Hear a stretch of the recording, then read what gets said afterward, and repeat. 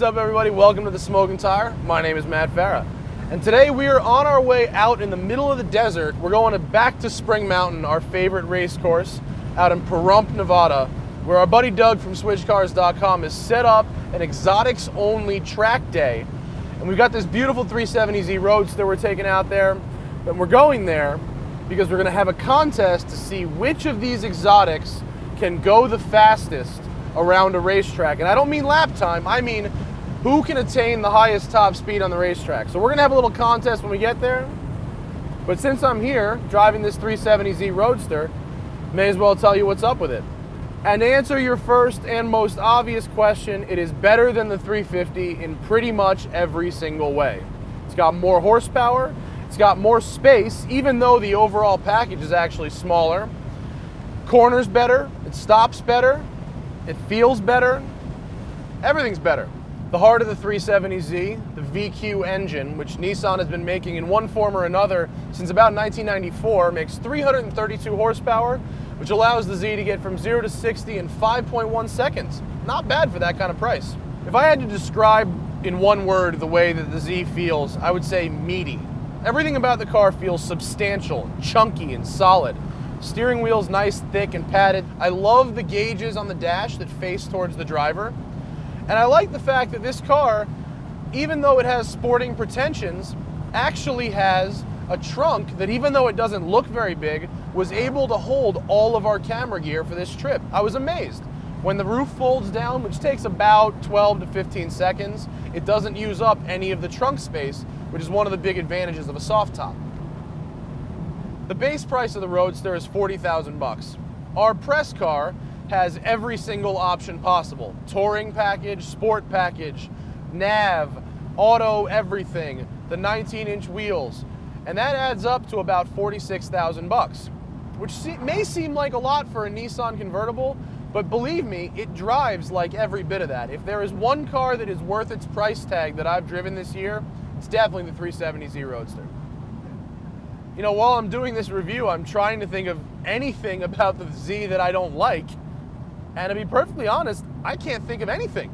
I mean, Tom, you got anything? No. Nothing. I mean, we have been driving this car for a few days now, and I can't find a single thing about it that I don't like. It feels better than the last BMW Z4 I drove. I mean, all I can say is this is a good car. But we have a destination, so let's not talk about this car anymore. Let's go to Spring Mountain and let's see some exotics on the racetrack.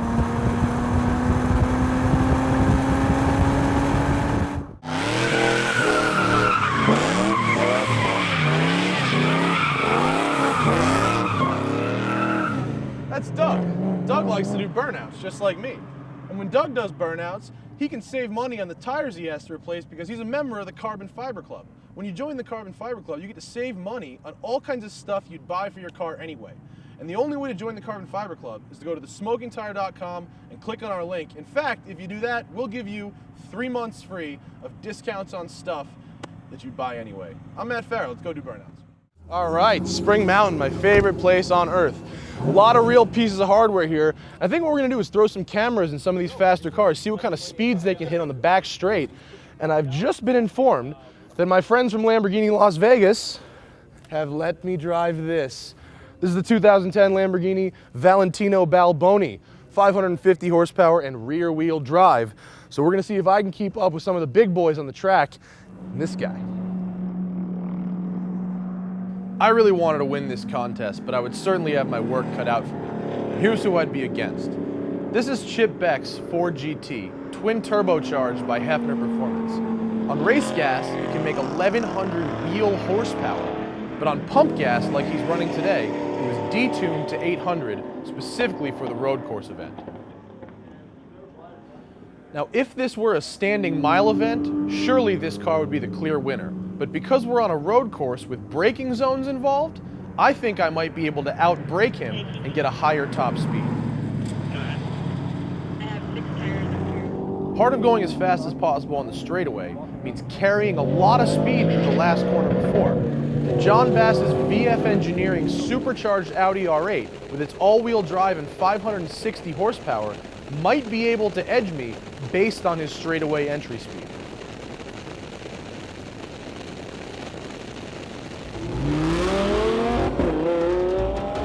This car looks so good that normally I'd argue it would be impossible to not look cool driving it. But in my case, gotta come out there and say it. Big thank you to the guys from Lamborghini Las Vegas who were nice enough to turn over their keys to their Balboni edition Gallardo that is just absolutely making my day. This is gonna be one of those tough reviews because I'm driving such an exciting car that it's gonna be tough to even put thoughts together. We're driving the 2010 Lamborghini Gallardo LP550-2 Valentino Balboni edition, named after the man who is the Lamborghini test driver and has driven just about 70% of all Lamborghinis ever produced.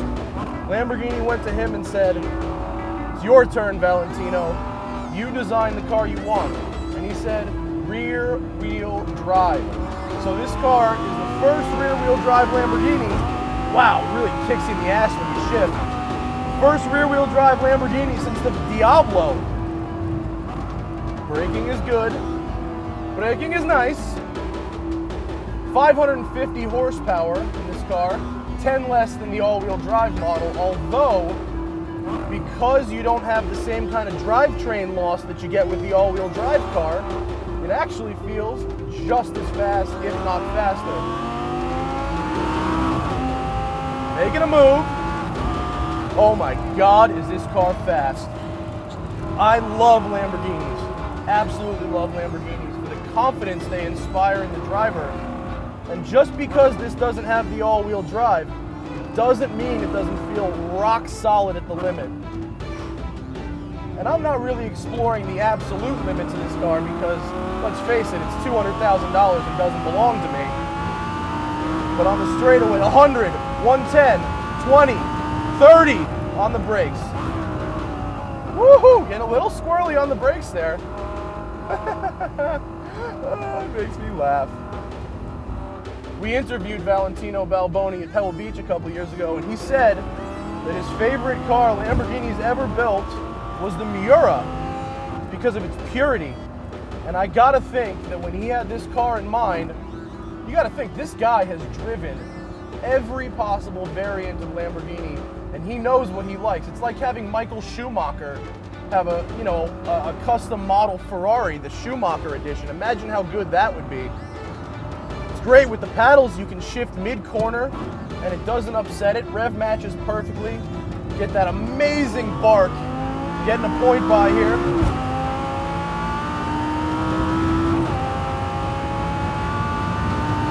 And that's 130 again. This, God, it's impressive.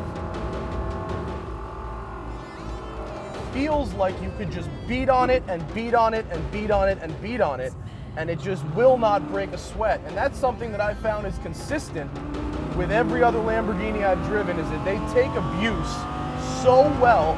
This car has been run at every track session today. Constantly in and out, in and out, in and out, in and out. Different drivers, doesn't break a sweat. Well, as I finish my cool down lap and catch my breath, we're gonna have to go in and check the numbers and see who actually performed the best in this test. But confidence is high. Either way, it's been a good day here at Spring Mountain. I'm Matt Farah. You've been watching The Smoking Tire, and I'm pitting in. Well, as the day winds down here at Spring Mountain, I would like to congratulate Mr. Chip Beck for having the highest top speed attained on the track today, 135 miles an hour in the twin-turbo Ford GT. Any words? Yeah, thank you to Jason Hefner at Hefner Performance in Sarasota, Florida, who built my car about a month ago. It's a complete monster. And to all my good friends at the Ford GT Forum, including David Bannister. There we go. And I've achieved a respectable second place in the Lamborghini Balboni, 131 miles an hour on the back straight. Our third place contestant can't be here right now because he's on a wrecker. But before he wrecked out, 127 miles an hour for the Supercharged Audi R8. I'm Matt Farah, and we've been playing with exotics here at Spring Mountain. I will see you next week on The Smoking Tire.